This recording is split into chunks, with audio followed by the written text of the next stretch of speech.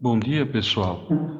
Hoje nós vamos dar então continuidade ao, ao módulo de espectrometria de massas e vamos falar um pouquinho sobre técnicas de ionização. Conforme conforme eu avisei vocês na aula passada, a espectrometria de massas só trabalha com espécies carregadas no modo positivo ou no modo negativo. Para se gerar uma espécie carregada, um íon, a partir de uma molécula, existem diferentes maneiras, diferentes modos. É isso que nós chamamos de técnicas de ionização. Então, nessa aula de hoje, a gente vai ver alguns detalhes da principal técnica de ionização que a gente irá estudar nesse módulo. Bom, como eu disse, existem diferentes maneiras de se gerar íons a partir de moléculas neutras. E é muito importante se entender o processo de ionização para que a gente possa ter uma melhor compreensão sobre como o espectro de massas é produzido. Os íons em espectrometria de massas são gerados numa parte do espectrômetro de massas chamado de fonte de ionização ou fonte de íons ou câmara de ionização. É nessa região que ocorre a formação desses íons. E esse processo sempre acontece em fase gasosa. E as moléculas podem ser introduzidas no espectrômetro de massas a partir de amostras sólidas, líquidas ou gasosas, né? E isso vai variar dependendo do modo que eu insiro essa amostra. O modo mais comum de se inserir a amostra no espectrômetro de massas é via cromatografia, gasosa ou líquida. Mas devido ao número reduzido de horas nesse módulo de espectrometria de massas, eu não vou entrar nesses detalhes de como é feito o acoplamento entre um cromatógrafo e o espectrômetro de massas. Importante dizer que a ionização pode gerar íons positivos ou negativos, né? Sendo que normalmente os íons positivos são predominantes. Nesse módulo, a gente vai estudar exclusivamente os íons positivos, né, ou os cátions, deixando os íons negativos para uma outra oportunidade. Caso algum de vocês tenha interesse, eu ofereço um curso de espectrometria de massas bem mais completo que esse, na pós-graduação do nosso departamento. Bom, e existem vários métodos de ionização. Nós chamamos de métodos clássicos, aqueles mais antigos, que foram os primeiros a serem desenvolvidos. Esses métodos clássicos, eles são utilizados quando eu acoplo o cromatógrafo a gás com o espectrômetro de massas. Então, os dois modos principais de ionização clássicos são a ionização por elétrons, que eu chamo EI, e a ionização química CI. Nesse nosso módulo, a gente vai ficar exclusivamente com um modo chamado ionização por elétrons, que eu vou explicar daqui a pouquinho. Tá? Então, nós já temos duas restrições sobre o que a gente vai estudar no nosso módulo. Nós só vamos trabalhar com íons positivos e gerados a partir de ionização por elétrons. Aqui eu tenho um esquema de um espectrômetro de massas. Por mais avançado que seja o espectrômetro de massas, por mais caro que seja o seu preço, ele sempre vai conter esses componentes. A introdução da amostra, que pode ser via cromatografia ou não. Quando não é via cromatografia, nós normalmente chamamos inserção direta. A amostra não passa por uma separação cromatográfica. Após a inserção da amostra, as moléculas atingem a fonte de ionização. É onde acontece a formação dos íons. Então, só repetindo para vocês, nós já temos as nossas restrições, que nós iremos estudar íons formados nessa região, íons positivos e a técnica chamada ionização por elétrons. Nessas condições, a fonte trabalha sob alto vácuo. Então, repetindo, quando eu estou trabalhando com a técnica de ionização chamada ionização por elétrons, EI, essa região no espectrômetro de massas, ela está sob altíssimo vácuo, ok? Depois da fonte vem o analisador. O que faz o analisador? Ele separa os íons formados na fonte de acordo com sua razão massa sobre carga. Então, eles são separados aqui nessa região que nós chamamos de analisador. O analisador também está sob alto vácuo. Depois do analisador, nós temos o detector, que converte íons em corrente elétrica para que eu possa fazer uma medida e gerar um espectro de massas, ok? Então, a fonte, no nosso caso, que nós iremos estudar, o analisador e o detector, todos trabalham em condições de alto vácuo. Bom, para se gerar íons positivos, existem duas maneiras principais, de longe as principais. Aqui eu tenho, por exemplo, uma molécula neutra do propeno. Ele tem uma ligação pi, uma ligação dupla, carbono-carbono, portanto, uma ligação pi e várias ligações sigma entre carbono-carbono, carbono-hidrogênio, ok? A região mais fácil de se remover um elétron desta molécula é justamente a ligação pi. A ligação pi pode ser encarada como sendo formada por o pareamento de dois elétrons, um de cada átomo de carbono. Então, consequentemente, quando eu retiro um elétron da ligação pi, eu gero uma espécie como essa. Então, no lugar onde eu tinha um elétron que formava a dupla ligação, eu passo a ter uma carga positiva, ok? Essa espécie aqui especificamente, ela tem um nome particular. Ela é chamada íon molecular. Ela é a primeira espécie a ser formada a partir da molécula neutra quando eu ionizo a molécula neutra pela técnica chamada electron ionization ou ionização por elétrons. Essa espécie, então, é aquela que tem o maior M sobre Z no espectro de massas. Existe uma outra maneira também de se colocar carga numa molécula, através da sua protonação. De alguma maneira eu gero prótons na fase gasosa que se ligam aos sítios básicos da molécula.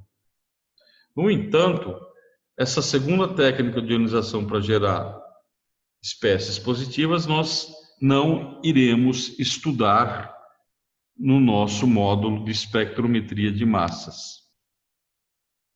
Bom, então qual que é o princípio geral da ionização por elétrons? EI, Electron Ionization em inglês. As moléculas neutras, na fase gasosa, elas vão para a fase gasosa devido ao alto vácuo da fonte e da alta temperatura que se aplica ali. Então, eu estou numa pressão típica muito baixa, de 10 a menos 5 torr, que corresponde ao vácuo interestelar. E essas moléculas neutras na fase gasosa, elas são bombardeadas por elétrons, com energia típica de 70 elétron-volts. Então, reparem que daí que vem o nome desta técnica de ionização, ionização por elétrons. Esses 70 elétron-volts é uma energia muito elevada. Esses elétrons de alta energia são gerados num filamento e, eventualmente, eles colidem com as moléculas neutras que estão ali em movimentos aleatórios na fase gasosa devido à alta temperatura da região e devido à baixa pressão. Quando acontece a colisão dos elétrons de alta energia, 70 elétron-volts, com as moléculas na fase gasosa, o processo principal que acontece é a remoção de um elétron dessa molécula na fase gasosa. gerando o íon molecular, que a gente representa M+, ponto. Espécies negativas também são formadas, mas elas são muito menos importantes. Então, nós vamos focar nossa atenção nas espécies positivas, no íon molecular, M+, ponto. A partir do momento que eu formo o íon molecular, ele já pode ser detectado pelo espectrômetro de massas. Aqui eu tenho um resumo da reação que acontece entre a molécula neutra na fase gasosa e o elétron proveniente do feixe. O processo principal que acontece é a formação da espécie M+, ponto, que é o íon molecular, e 2 elétrons, um que veio do feixe e outro que foi removido da molécula. Ok? E aqui eu tenho as principais características de electron ionization. Trata-se de um processo unimolecular. Isso é muito importante. Processos unimoleculares indicam que não há colisões entre diferentes moléculas. O íon molecular é formado e imediatamente eles são extraídos da fonte de ionização pelo eletrodo de repulsão, o repeller, que eu vou mostrar daqui a pouquinho num dos próximos slides. Então, os íons moleculares, a partir do momento que eles são formados, eles possuem um excesso de energia interna. E, eventualmente, as suas ligações mais fracas podem se romper, gerando o que nós vimos na aula passada, os fragmentos, ou os íons filhos. A técnica de ionização por elétrons ela é muito popular. Além de produzir o íon molecular, que nos dá uma informação sobre a massa da molécula neutra, a técnica também produz os fragmentos, os íons filhos, que dão para a gente a informação sobre a estrutura da molécula.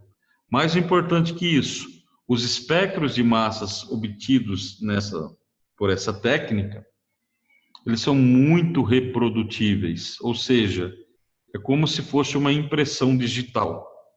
Por isso que existem bibliotecas de espectros de electron ionization a 70 electron volts, onde eu posso comparar meu resultado experimental com os espectros dessas bibliotecas. Além disso, é uma técnica fácil de operar, estável e de alta sensibilidade. Devido à restrição de que a molécula precisa estar na fase gasosa para ser ionizada, ela se aplica somente a moléculas de média e baixa polaridade, que são voláteis. Além disso, as moléculas precisam ser termoestáveis, porque se ela for instável, ela vai se degradar antes de ser ionizada. Então, essa técnica é restrita a moléculas orgânicas relativamente pequenas, estáveis e normalmente com baixa polaridade, né? Baixa média polaridade.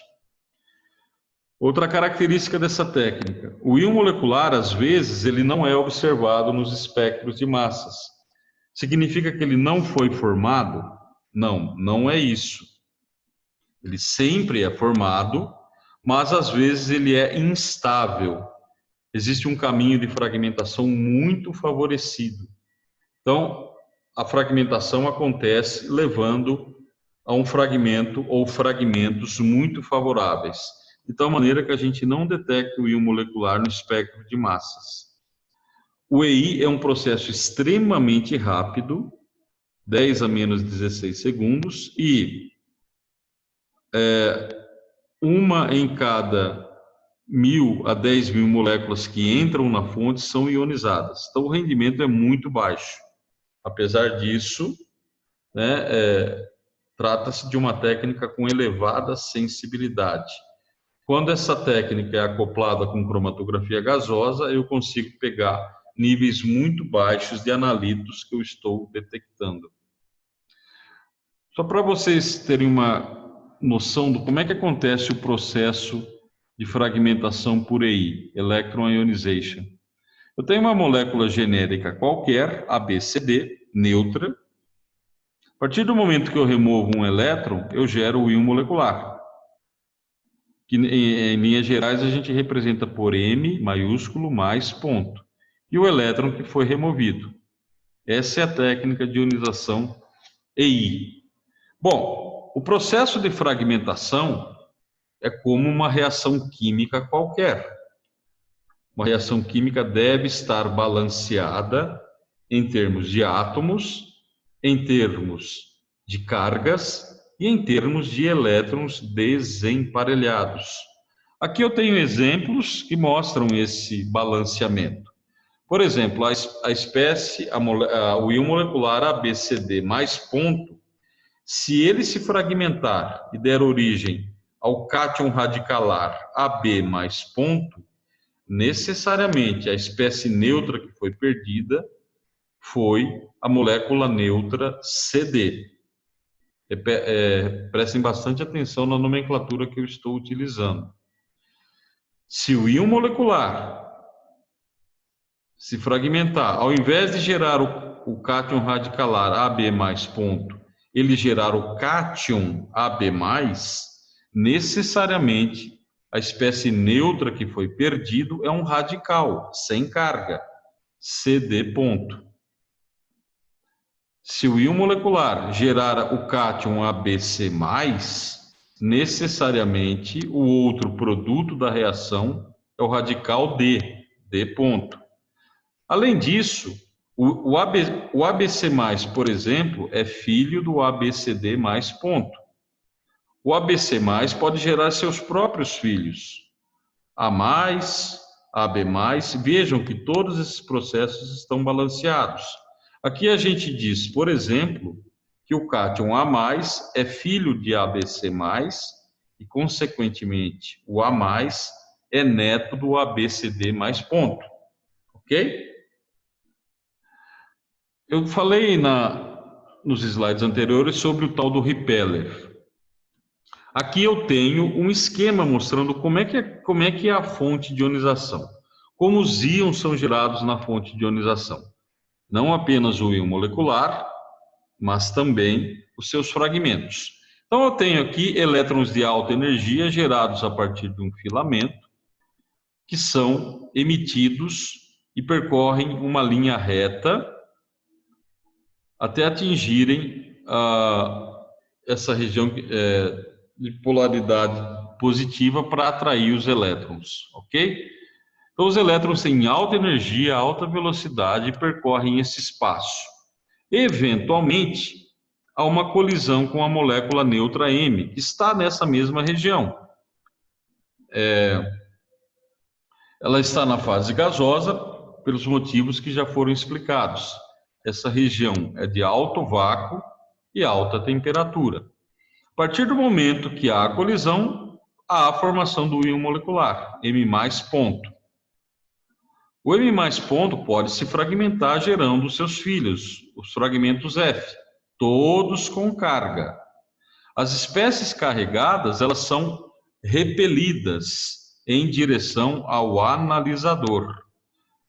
Quem repele essas espécies positivas é o que nós chamamos de repeller, é um eletrodo de repulsão. E aí, essas espécies carregadas vão para o analisador, onde eu gero o espectro de massas. Espectro de massas obtidos por electron ionization, eles contêm normalmente muitos fragmentos. Por exemplo, essa molécula bem complicada aqui, ela apareceu o íon molecular 608 e um monte de filhos, um monte de fragmentos. Mas o mais importante a ser dito nesse momento é que esse espectro de massas é a impressão digital dessa molécula complicada aqui. Ok? Se eu estiver numa situação onde eu posso fazer uma análise, eu tenho um espectro de massas como esse, eu posso comparar com o banco de dados e ele vai me dar, ele vai me identificar a molécula em questão. Então, isso é algo muito importante com relação a essa técnica de ionização. Bom, eu falei para vocês sobre a técnica EI e necessariamente um elétron é removido da estrutura da molécula neutra. Mas qual elétron é removido? Uma molécula contém uma série de ligações, uma série de elétrons. A ordem é a seguinte: sempre eu removo os não ligantes, os elétrons não ligantes, em preferência, normalmente dos átomos menos eletronegativos. Esses elétrons são removidos com muito mais facilidade do que as duplas ligações contendo elétrons π, e só quando na molécula não existem nem elétrons não ligantes, nem elétrons π, é que eu vou remover elétrons de ligações sigma. Remoção de elétrons de ligação sigma é muito, muito raro de acontecer, só quando não há outra possibilidade. Para vocês terem uma ideia, vamos analisar essa molécula aqui. Ela contém elétrons sigma, de ligações sigma, né? Nitrogênio, carbono, carbono, hidrogênio, oxigênio, carbono, por aí vai. Ela tem elétrons π do anel aromático. Ela tem elétrons não ligantes do oxigênio, 2 elétrons não ligantes no oxigênio, 2 pares de elétrons no oxigênio e 1 par de elétrons não ligantes no nitrogênio. Então, a preferência, seguindo a nossa ordem aqui, é a remoção de um elétron não ligante do nitrogênio, que é menos eletronegativo do que o oxigênio. Então, esse é o íon molecular. É muito importante se definir o sítio de ionização, porque a partir daí, conforme a gente vai ver, que acontece todo o processo de fragmentação. Então, eu tenho aqui um espectro de massas onde eu tenho o íon molecular 165, que corresponde à massa do isotopólogo, contendo todos os isótopos mais leves e mais abundantes, carbono 12, hidrogênio 1, oxigênio 16, nitrogênio 14. E tenho os fragmentos. O fragmento mais importante é o 58. Aqui eu tenho uma explicação sobre qual é a estrutura de 58. A gente vai entrar em maiores detalhes daqui a pouquinho, nas próximas aulas, eu quero dizer. E essa espécie, esse cátion aqui, ele tem um MZ de 58. Tá? Então, resumindo, é muito importante se definir o sítio de ionização, porque é ele que vai direcionar todo o processo de fragmentação. Aqui nós temos a nossa primeira regra, além daquela dos isótopos que eu mencionei na aula passada, né? Nós vimos na aula passada que diferentes isótopos levam a diferentes isotopólogos. E eles têm massas diferentes, que podem ser detectadas por espectrometria de massas.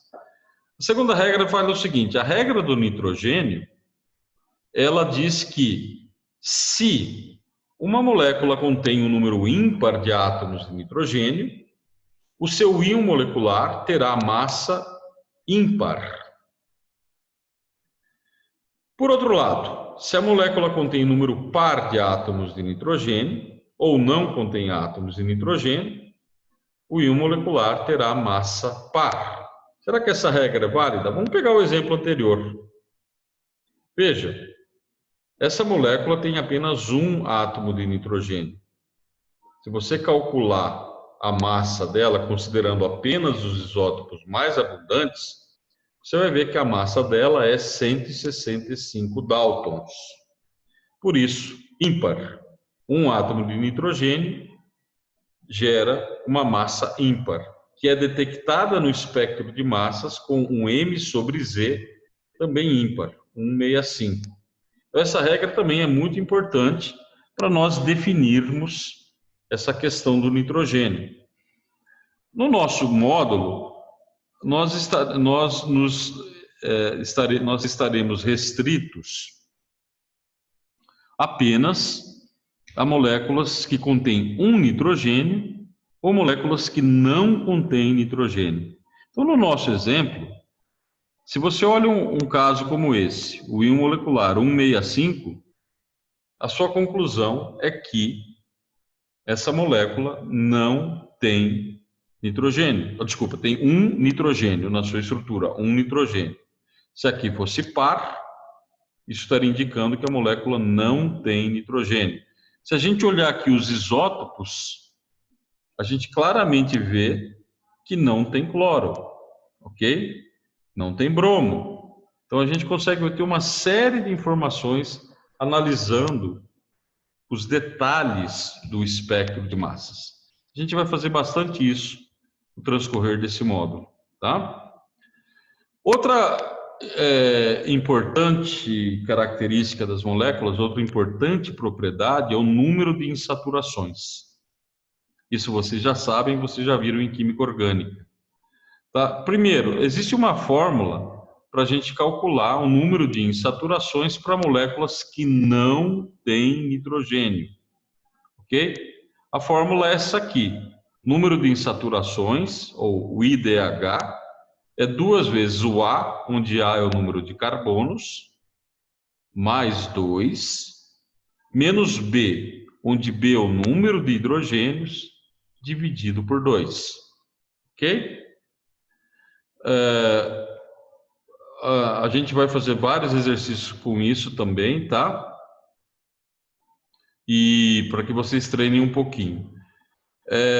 Além disso, deve-se substituir os halogênios por hidrogênios e desconsiderar os oxigênios. Ok?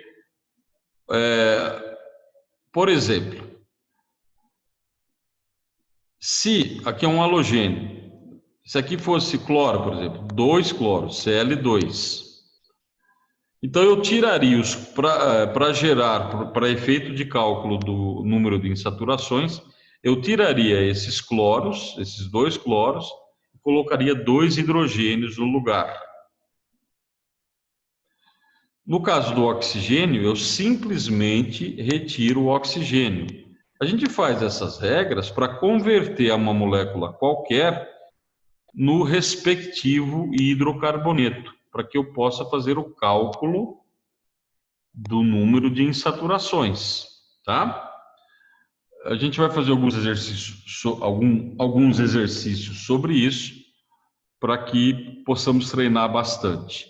No caso de moléculas que têm nitrogênio, a regra é um pouquinho diferente, a fórmula é um pouquinho diferente. É aqui, essa fórmula aqui, onde D é o número de nitrogênios. Para converter uma molécula que tem nitrogênio no respectivo hidrocarboneto, eu devo tirar os halogênios e colocar hidrogênio no lugar. Eu devo simplesmente tirar os oxigênios, e se a molécula tem nitrogênio, eu tiro o NH, ok? Então, essas regras permitem que a gente determine o número de insaturações em várias espécies de qualquer molécula. E esse dado é muito importante na hora da gente descobrir uma estrutura. A estrutura que eu proponho baseada nos dados, ela tem que coincidir com o número de insaturações. Bom, agora que nós já vimos as regras para se detectar o número de insaturação, vamos para alguns exemplos práticos, tá? Por exemplo, uma molécula bem complicada com uma fórmula C6H7O3Cl3. Então ela tem hidrogênio, oxigênio, cloro. Ela não tem nitrogênio, tá? Ao invés de ficar utilizando aquelas fórmulas, eu vou passar para vocês um jeito mais simples de calcular o número de insaturações. O primeiro passo é seguir as regras e a primeira regra diz o seguinte: se a molécula tiver oxigênio, eu simplesmente removo os oxigênios. E se ela tiver halogênio, eu simplesmente substituo os halogênios por hidrogênio. Isso é o objetivo de converter a molécula em questão no respectivo hidrocarboneto. Então, essa molécula aqui, eu tiro os oxigênios, no lugar dos 3 cloros eu coloco 3 hidrogênios. Então eu gero o hidrocarboneto com fórmula C6H10. Próximo passo é comparar o hidrocarboneto gerado com o hidrocarboneto totalmente saturado. Se ele for totalmente saturado, ele vai ser 6 vezes 2 mais 2, C6H14. Aí, finalmente, eu faço a regrinha simples. O número de hidrogênios do totalmente saturado em comparação com o hidrocarboneto, 14 menos 10 dividido por 2, igual a 2. Então, essa molécula tem duas insaturações. Então, se num exercício, na prova, eu forneço a fórmula molecular de uma espécie que eu desejo saber a estrutura, a primeira coisa a fazer é calcular o número de insaturações, utilizando essas regrinhas simples. E para moléculas que têm nitrogênio, é muito parecido. Então, uma molécula cuja fórmula é C8H10O5Br4N2. Primeira regra, tira os oxigênios. Simplesmente tira. Halogênio. No lugar de halogênio, coloca hidrogênio. Então, eu vou gerar C8H14N2. Regra para o nitrogênio. O que eu faço? Para cada nitrogênio que eu retirar, eu tiro um hidrogênio. Então, se eu tirar 2 nitrogênios, eu vou tirar 2 hidrogênios. C8H12. Essa é a fórmula do hidrocarboneto equivalente a esta molécula aqui. Próximo passo, calcular a fórmula para o hidrocarboneto totalmente saturado. 8 carbonos, 8 vezes 2, 16, mais 2, 18. Então, é C8H18. Finalmente, calcular o índice de insaturação. 18 menos 12, 6, dividido por 2, igual a 3. Então, uma maneira muito simples de se calcular o número de insaturações, ok? E esse também é outra informação muito importante na hora de se determinar a estrutura de uma espécie desconhecida. Bom, eu falei genericamente sobre as fragmentações, e existem alguns mecanismos que normalmente eles representam quase que a totalidade de todos os processos de fragmentação que existem. Eu vou falar aqui dos 5 principais, que todas as nossas interpretações de espectros de massas, elas não vão fugir desses 5 principais mecanismos. E a gente vai falar muito sobre eles ainda na hora que a gente entrar propriamente dita na interpretação de espectros de massas, ok? Então, por exemplo, eu tenho essa primeira fragmentação, é típica de hidrocarbonetos saturados, que não têm ligações pi nem heteroátomos. A única possibilidade de remover um elétron é de uma ligação sigma. Então vejam aqui que eu tenho 2 átomos de carbono unidos por uma ligação sigma e demais ligações sigmas aqui, cada um desses tracinhos representando uma metila.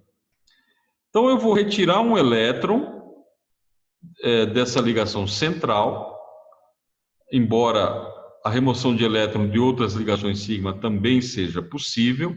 A partir do momento que eu removo um elétron de uma ligação sigma, essa ligação torna-se muito fraca, porque ela passa a ter um elétron e 2 centros. A tendência é o rompimento dessa ligação. E lembra que eu falei da questão do balanceamento, de uma reação de fragmentação.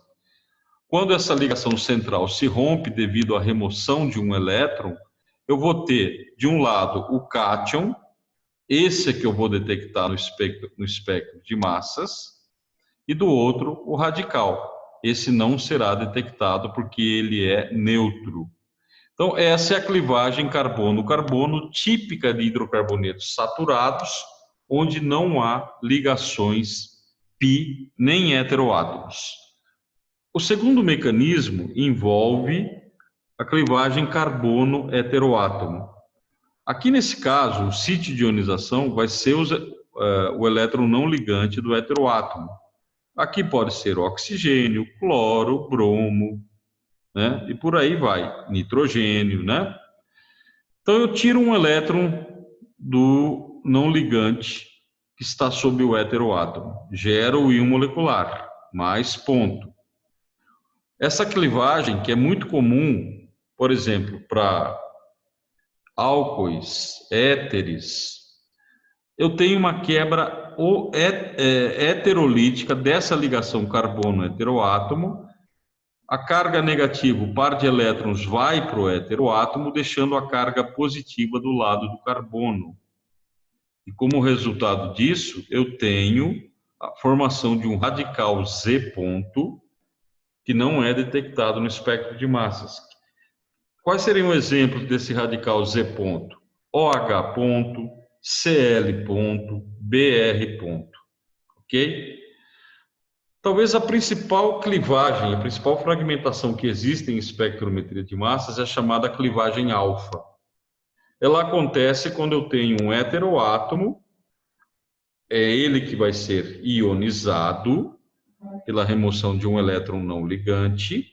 Olha o movimento de seta de cabeça simples, indicando a formação de um movimento de um único elétron, diferente do exemplo anterior, onde eu tinha seta de cabeça dupla.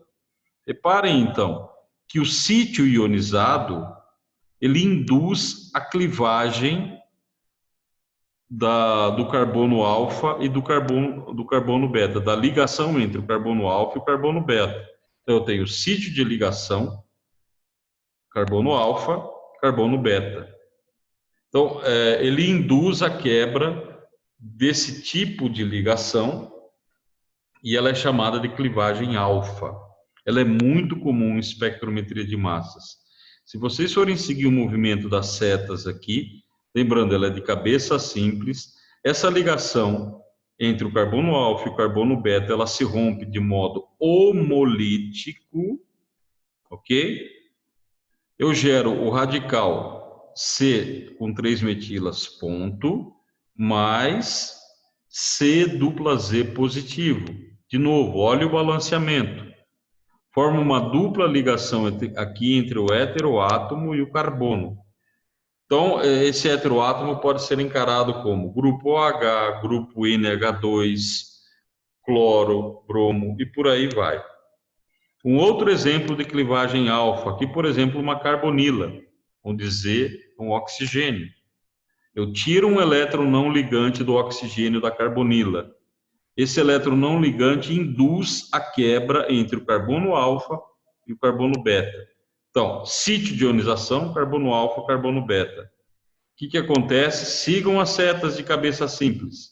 Eu formo C tripla Z positivo, ok? Mais o radical que eu não detecto. Essa é a principal fragmentação que a gente observa em espectrometria de massas. A gente vai ver muito desse exemplo durante os espectros que a gente for estudar. Aqui eu tenho uma outra típica fragmentação em espectrometria de massas, que são os rearranjos. Por exemplo, aqui eu tenho um álcool, por exemplo, no lugar de Z eu tenho OH.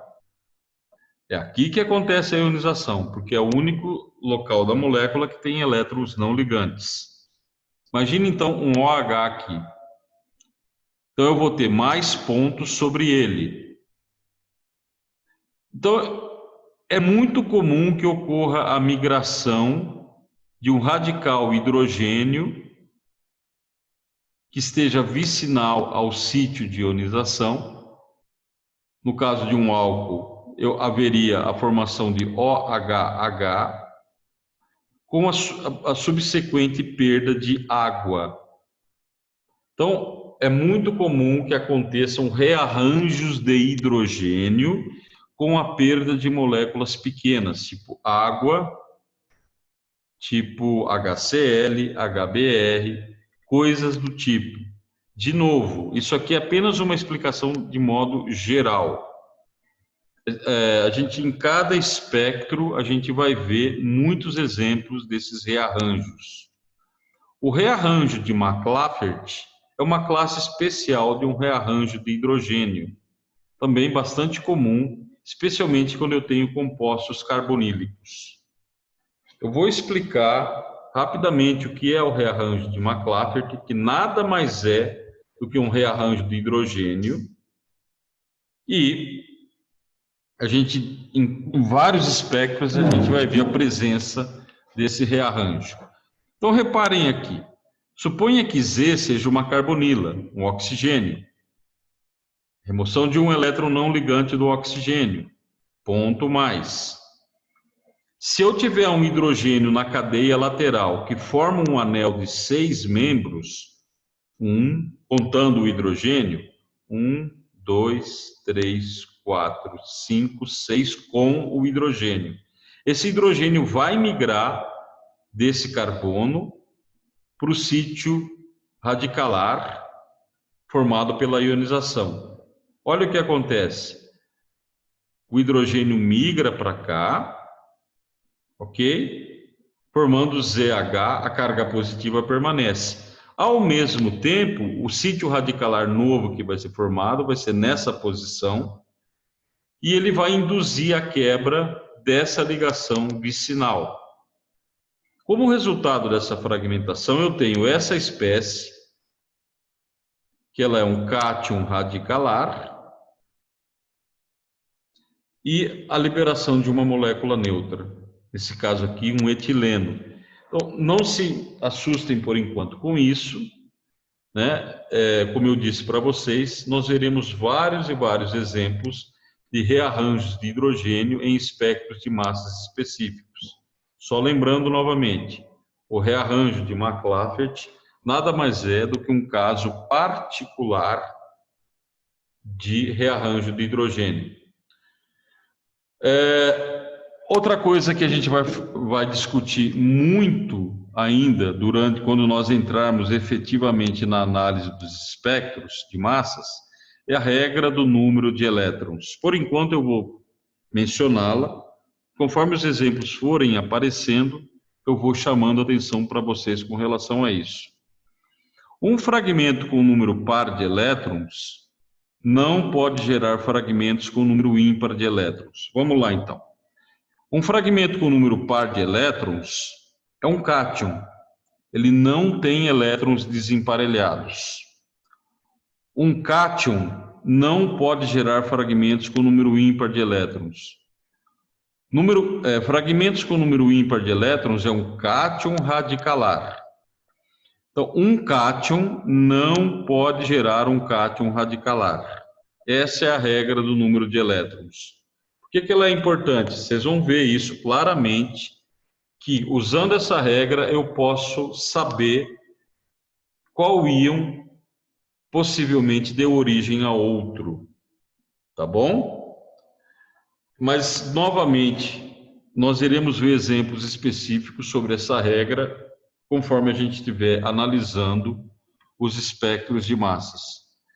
Uma outra regra é aquela velha conhecida da química orgânica. A formação de espécies estabilizadas, carbocátions estabilizados, é muito favorecida. Então, carbocátions benzílicos e terciários são muito favoráveis. Eles sempre que possível eles aparecem. Eles são bastante estáveis e são mais estáveis que os cátions alílicos e secundários, que são muito mais estáveis com relação aos cátions primários, e, finalmente, a metila e o hidrogênio, tá? Então, isso é falado porque sinais muito intensos, às vezes, está relacionada à presença de cátions estabilizados, seja por ressonância, seja devido ao fato de que eles são terciários. Finalmente, para encerrar a aula de hoje, eu só queria comentar sobre possíveis perdas que acontecem em espectrometria de massas.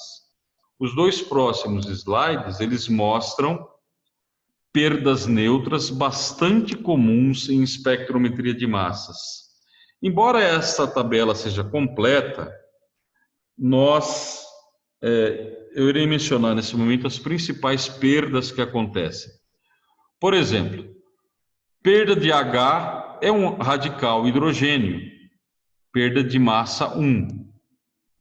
H2 é a molécula de hidrogênio, massa 2. Outra perda muito comum é amônia, massa 17. H2O, água, massa 18. Etileno, C2H4, ou CO, ambos têm massa de 28. 32, metanol. 36, HCl. 44, CO2. E por aí vai. HBr, ácido bromídrico, né, espécie neutra. Como o bromo tem dois isótopos muito abundantes, o HBr pode ter uma massa de 80 ou 82. E, embora essa tabela seja completa, eu não vou mencionar todas as possíveis, essas que eu acabei de mencionar são de longe as mais importantes.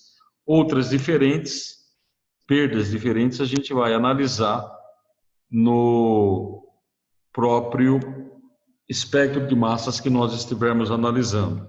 Então, já na próxima aula, nós iremos começar efetivamente estudos detalhados sobre espectros de massas, onde nós iremos tentar interpretá-los, ok? Com muito mais detalhes. Então, essas são regras mais gerais. E também, em aulas posteriores, eu verei alguns exemplos de aplicação prática da interpretação desses espectros de massas, especialmente em química. O exemplo prático que eu vou dar trata-se da aplicação em química forense. Então é isso, pessoal. Eu encerro por aqui a aula e na próxima aula nós iremos efetivamente começar a interpretação dos espectros de massas. Muito obrigado.